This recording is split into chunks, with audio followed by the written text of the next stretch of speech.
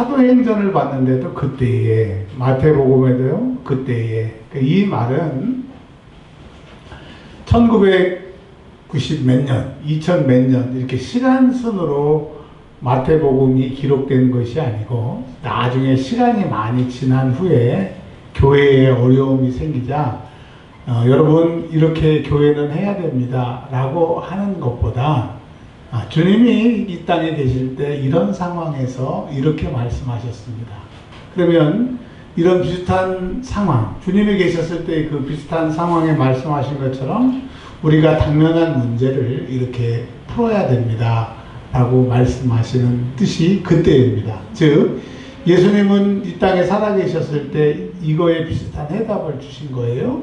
그리고 시간이 지난 후에 신앙생활을 하다 보니까, 혼자 신앙생활을 하면 혼자의 문제가 있고, 여럿이 신앙생활하면 여럿이 신앙생활하는 문제가 있었습니다. 그러면 목사님, 마태복음 18장의 배경이 되는 교회의 문제가 무엇입니까? 이것을 모르고 마태복음 18장을 읽으시면 별 설교가 다 나오고 별 얘기를 다 합니다. 그리고 교회 밖에 있는 사람들이 이런 얘기를 갖다가 쓰면 그럴듯하게 보이지만 그렇지 않습니다. 마태복음 18장의 배경을 보면 딱 이런 배경인 겁니다. 그러니까 요거를 알면 함부로 쓸 수 없고, 이게 그런 말씀이라고 하는 얘기입니다. 그럼 마태복음 18장의 배경은 이런 겁니다. 여러분, 마태의 이름이 레위입니다. 레위 마태예요. 그 사람의 직업이 세리였어요. 세리. 우리가 생각하는 공무원, 세리 공무원, 회계 공무원이 아니고, 그 당시에, 죄송합니다. 표현이 좀 듣기 싫으시더라도 적절한 표현이 없어서, 그 당시에 잡놈들이 많았어요. 나쁜 놈들이 많았는데, 그 중에 제일 나쁜 놈이 어떤 놈이냐면 세리였어요. 이 세리는 창기와 도둑놈보다 더 나쁜 사람. 그러니까 급이 몸 파는 사람과 세리가 같은 거라 했던 거예요. 그러니까 우리 조선시대로 말하면 백정인 거죠. 천방지축 마골피라고 하는 성씨 들어보셨죠? 이게 백정들의 성씨예요. 그래서 옛날에는 불가촉 천면이라고 해서 백정들하고 결혼도 안 하고 손도 만지지 못하고 그 사람들만 사는 마을이 있었던 것처럼, 이스라엘 시대에 예수님 당시에 그 잡놈이 있었다고 하는 레위, 그 세리인 거죠. 세리. 왜 세리가 잡놈이냐 하면, 이스라엘 사람들을 로마 사람들이 점령을 해가지고 세금을 내려고 하니까, 이해식 원사님이 이제 세금을 낼 수 있는 사람이에요. 그래서 제가 이제 로마 사람이 가서 세금을 달라고 그러니까 뭐도 없고요, 뭐도 없고, 어디다 쓰고, 저기다 쓰고, 사정을 들어보면 돈이 하나도 없어. 오히려 내 주머니에 있는 것을 보태줘야 돼. 그래서 이스라엘 사람들에게 세금을 받기 위해서 로마 10군단과 6군단과 10군단, 여러분 두 군단이, 그러니까 6,000명 이 한 군단인데 두 군단이 지금 사마리아 지역에 가이사라라고 하는 곳에 점령을 해가지고 주둔을 해서 그 군대의 힘으로 세금을 걷는 겁니다. 근데 군대가 있는데도 이 세금이 징수가 잘 안 되는 거예요. 그래서 고육지책으로 생각하는 게 뭐냐면, 이스라엘 사람들은 이스라엘이 잘한다 해서 이스라엘 사람들 중에서 돈을 잘 거둘 사람들한테 세리로 임명을 한 겁니다. 그러니까 이제 이해식 원사님에게 로마 군이 가면 세금을 못 받아오는 거죠. 이거 썼고 저거 썼고 줄 게 없어요. 근데 같은 이스라엘 사람이라 기가 막히게 하는 거죠. 너 저 장롱 뒤에 이렇게 하고 다 가져가는 거예요. 그러니까 이 레위가 예수님을 만나서, 예수님이 나를 따라오라 해서 그날로 세리를 다 엎고 예수님을 쫓아다녔잖아요. 쫓아다녀서 이 사람은 특징이 뭐냐면 세리였다가 예수를 만난 사람이고, 그리고 예수를 만난 후에 세리의 특성이 잘 나타납니다. 마태복음을 보면 정리가 그렇게 잘 돼 있어. 마태복음 13장에는 천국에 대해서 쭉 얘기를 하고, 이렇게 보면 기적에 대해서 쭉 얘기를 하고, 마태복음 5장과 5장, 6장, 7장에는 산상수훈으로, 그러니까 기가 막히게 정리된 게 마태복음이라고 하는 것이죠. 근데 이 마태가 정리를 잘하는 것이 특징이 하나 있고, 두 번째로 돈에 관심이 많아요. 뭐에 관심이 많아요? 돈에 관심. 즉, 돈에 관심이 많다라고 하는 것은 그 제일 큰 회개가 있습니다. 여러분, 제일 큰 회개가 무슨 회개냐? 돈 주머니 회개라는 거예요. 그러니까 사람들이 끝까지 회개를 해도 회개하지 않으려고 하는 게 돈이네, 돈. 왜냐면 이 돈은 하나님과 견주어서 만몬이라고 해서 하나님과 견줄 정도로 사람이 돈을 사랑하기 때문에 진짜로 다 바치고 다 드린 사람은 다 회개한 거죠. 그러니까 이 레위 마태는 정리를 잘했다. 두 번째는 돈에 관심이 많았다. 자, 그리고 이제 그가 교회에 들어와서 교회 공동체의 지도자가 돼서 요즘식으로 말하면 목사가 됐어요. 근데 이 예루살렘 교회는 특징이 있는데, 특징이 뭐냐면 흉년이 들고 또 예수 믿는 사람들에게 직업을 주지 않고 하기 때문에 예수 믿으면 먹고 사는 게 어려운 거예요. 어려운 거. 제주도에 가서 그런 얘기를 들었습니다. 제주도에는 육지하고 다른 문화가 있는데, 예를 들어서 손준환 집사님이 오영제가 있어요. 오영제가 있는데 손준환 집사님이 장가를 가. 그러면 우리는 손준환 집사님한테 부주만 하면 되잖아요. 근데 손준환 집사님 오영제한테 제가 다 5명을 알면 5명을 다 부주를 해야 된다는 거죠. 왜 그러냐고 물어봤더니 옛날에 제주도는 하도 태풍 같은 게 오면 먹고 살기가 막막해서 이렇게 부주를 주지 않으면 먹고 살기가 어렵고, 또 하나는 이 집에 며느리하고 아들이 살고 시아버지하고 시어머니하고 같이 살고 같은 부엌을 써도 밥을 같이 안 해 먹는데요. 희한하죠. 왜 그러냐? 워낙 먹고 살기가 어렵기 때문에 시어머니는 시아버지랑 먹고 살고 아들과 며느리는 알아서 먹고 사는 거예요. 그래서 쌀떡 같은 거를 땅에다 묻어놓고 곡식 같은 게 생길 때마다 거기다 퍼 넣는 거예요. 그러니까 뭐 시아버지 시어머니 챙겨주다 보면 자기도 굶으니까 그냥 아예 부엌을 하나 써도 밥을 따로 먹고 사는 그런 문화가 있다는 겁니다. 그런데 예수를 믿으면 그 마을에서 도와주질 않고 그 유산 상속받는 것마다 다 뺏기기 때문에 거기서 예수를 믿는다고 하는 것은 굶어 죽는 것과 같은 그런 것이라고 얘기를 하더라고요. 근데 지금 제주도에 교회가 540개가 있고 우리 교단 교회가 한 160개가 있다고 그러더라고요. 어마어마하게 많은 거죠. 초대교회에 예수 믿는 사람들은 목숨을 걸고 예수를 믿은 겁니다. 자, 그런 것처럼 에르살렘 교회도 예수를 믿는데 가난해. 먹고 살 수가 없는 거야. 그래서 오죽하면 바나바하고 사도 바울이 전 세계에 돌아다니면서 헌금 모아다가 먹여 살리는 교회였어요. 그러니까 가난한 교회예요, 가난하지 않은 교회예요? 가난한 교회입니다. 그러나 성령이 시작되고 성령이 충만한 교회였어요. 성령이 충만했다고 가난이 해결되지는 않아요. 그러나 가난보다도 성령 충만이 더 풍성해서 교회를 유지하고 또 거기서 선교사들을 보내고 그 교회가 유지되는 교회였는데, 문제는 레위 마태가 이제 목사가 돼서 그 교회를 잘 쓰다 보니까 그래도 교인들 중에 부자가 있는 거예요. 뭐가 있다고요? 부자가 있어. 은혜 받았어요. 뭐 방언도 하고 막. 그런데 주머니 회개를 안 하는 거야. 그러니까 손준환 집사님이 딱 100만 원만 헌금을 하면 여기 있는 사람이 다 먹고 살 수 있는데, 자기는 와 100만 원에 이자 20만 원 붙어서 120만 원 됐다 통장 보고 너무 기뻐하고 있는데 나머지 사람들은 굶고 있는 거야. 그러니까 이제 주일날 마태복음 18장을 가지고 설교를 하는 거야.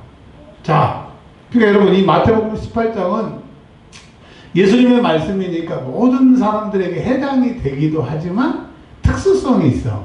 마태교회, 즉 예루살렘 교회 그 부자들이 헌금 안 와서 교인들이 막 굶는 그런 사정이라고 하는 배경이 있다는 거 아셨죠? 그러니까 마태복음 18장을 읽을 때 그런 배경을 가지고 읽어야 되지, 그냥 어린아이 뭐 전 세계에 이런 것으로 읽다 보면 말씀의 본질이 변질되고 이해가 안 될 수가 있다는 거예요. 자, 그러면 뭐라고 그랬느냐?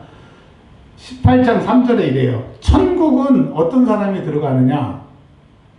또 어떤 사람이 천국에 못 들어가느냐? 우리는 지금 예수 믿으면 천국이고 예수 안 믿으면 지옥인데, 여기는 예수 믿는 사람들이 다 설교를 듣고 있는 거예요. 예수 믿는 사람들 중에서 천국 못 가는 사람들이 있다는 거예요. 뭐냐? 어린아이 같지 아니하면 못 간다는 거예요. 그러면 어린아이 같은 게 뭐냐? 18장 4절에 자기를 낮추는 사람이라는 거예요. 그러니까 우리가 자기를 낮추는 사람이다 그러면 겸손한 사람 이렇게 얘기를 하는데 그거 아니라는 거예요. 18장 5절에 보면 이런 어린아이 같이. 그러면 이 어린아이는 뭐예요? 있으면 나눠주는 거예요. 감추거나 거짓말하지 않는 거예요. 자, 이번 주에 100만 원만 헌금합시다 그랬어요. 근데 교회들한테 물어보니까 다 없대. 근데 알고 보니까 손준환 집사님이 100만 원의 통장에 이자 20만 원부터 가지고 있어. 근데 이거 있어도 살고 없어도 사는데 물어보니까 없대. 그러니까 여기서 어린아이 같지 아니하면, 즉 같은 말, 자기를 낮추지 않는 사람은 천국에 못 간대. 다 예수 믿는 사람이고 교회 다니는 사람인데 그 중에서 천국 못 가는 사람이 있다고 얘기를 하는 거예요. 어떤 사람이냐? 있는데 안 내놓고 있는데 감추는 사람이라는 거죠. 그러니까 지금 이 분위기가 심각한 거예요. 그러면서 18장 6절에 보면 이 작은 자, 10절에 보면 이 작은 자, 14절에 보면 이 작은 자가 있어요. 그러면 이 작은 자는 어떤 사람이냐? 이 한 본문에 똑같은 단어가 3번 있다고 하는 것은 이 얘기를 한다는 얘기고, 이게 핵심 구절이라는 거죠. 이 작은 자는 누구냐면 교회를 다니는데 지금 굶고 있는 사람, 그 교회에 오면 먹을 것이 좀 해결될 줄 알고 온 사람들, 교회에서 좀 도움받으려고 하는 막 믿음을 시작하는 예루살렘 교회에 가난한 자들이 있었다고 하는 거예요. 근데 그 사람들을 안 도와주니까 마치 그 사람들이 교회에는 사랑이 없는 것이야, 교회에 와도 소용이 없네, 그런 마음을 먹게 하는 것은 그 사람 목에다가 맷돌, 연자 맷돌이 큰 돌로 깎아서 만든 건데, 소가 돌리는 거잖아요. 곡식 빻는 거. 그거 목에다가 걸어가지고 바다에 던지면 어떻게 해요? 죽는 거예요. 그러니까 가난한 사람, 신앙을 막 시작한 사람이 먹는 것을 좀 해결해주고, 그래도 교회에 사랑이 있구나, 이것을 깨달으면 믿음이 클 텐데, 마태교회 부자들이 그냥 자기들만 먹고 살려고 그러고 자기 아들, 딸 유학 보내려고 하고 땅 살려고 이 사람들을 안 도와주니까 이 사람들이 교회 다녀도 소용없네, 예수 믿는 게 말뿐이네, 그게 실족이라고 하는 거예요. 그런 사람들은 천국에 간다, 가지 못한다, 못 간다는 거예요.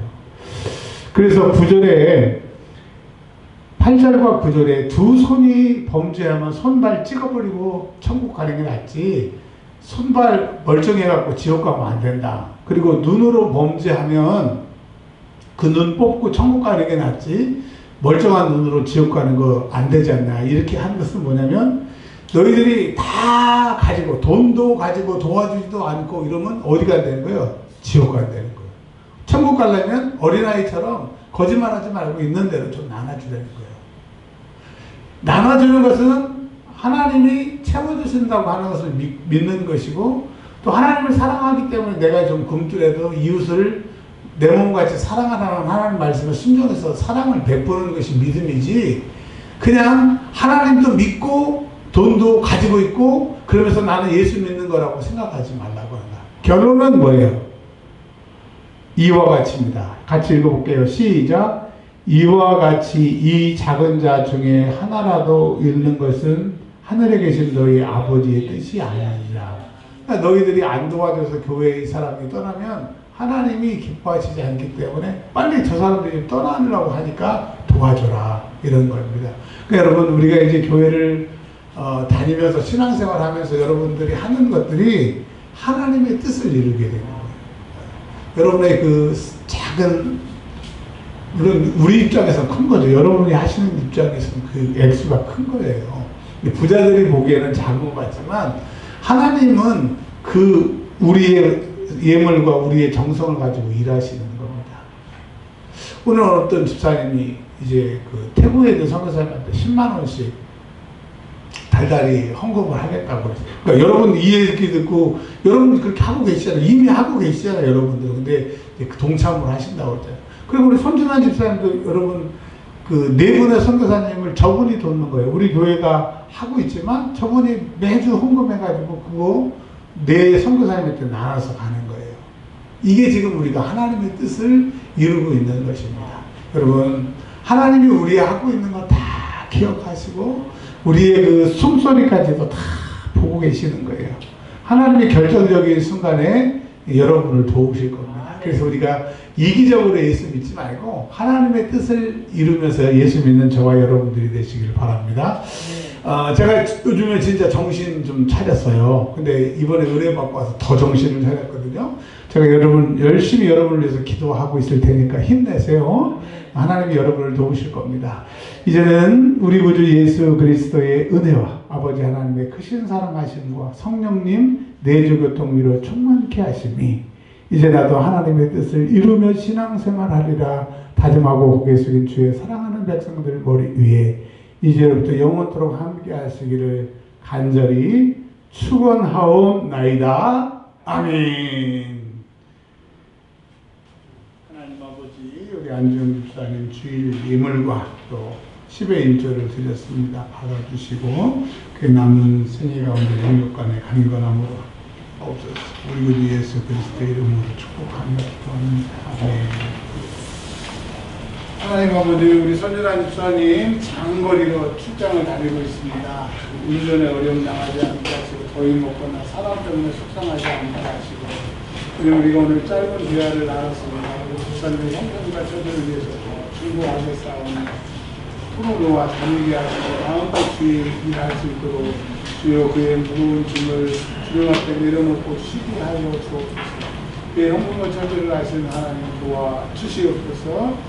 우리의 모든 것, 집사님의 모든 것을 책임져 주실 우리 구주 예수 그리스도의 이름으로 기도합니다.